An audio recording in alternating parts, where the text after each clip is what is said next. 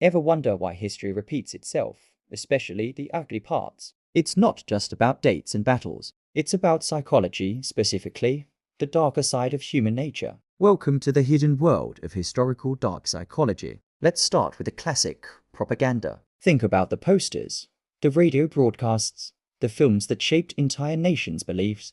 It wasn't just about spreading a message. It was about tapping into deep-seated fears and desires. Propaganda masters knew how to create an us versus them mentality. They would identify a common enemy, real or imagined, and paint them as a threat to everything we hold dear. This creates a powerful sense of unity and purpose, but it's a unity built on fear and exclusion. It is a chillingly effective technique that bypasses our rational minds and speaks directly to our tribal instincts. Next up, the power of charisma. History is filled with leaders who could captivate millions with just their words. What was their secret? It often involved a technique called love bombing.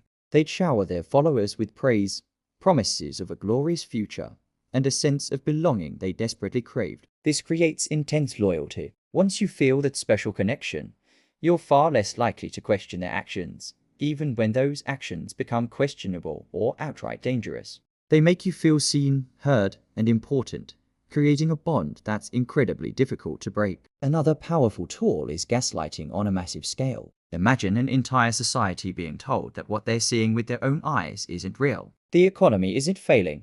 You're just not working hard enough. There is no famine. Those are just isolated incidents. By constantly questioning people's perception of reality, authoritarian regimes can maintain control. When people can no longer trust their own judgment, they become dependent on the leader to tell them what's true. It's a psychological siege that erodes individual autonomy and critical thinking. Let's not forget the foot in the door technique. It starts small. A minor law restricting a small freedom. It seems harmless, so most people comply. Then comes a slightly bigger request. And another. Before you know it, fundamental rights have been stripped away, one small step at a time. Each step seems reasonable on its own, but the cumulative effect is devastating. This gradual erosion of liberty is often so subtle that people don't realize what they've lost until it is too late. It plays on our desire to be consistent and agreeable. Finally, there's the manipulation of social proof. Humans are social creatures. We look to others to figure out how to behave, especially in uncertain times.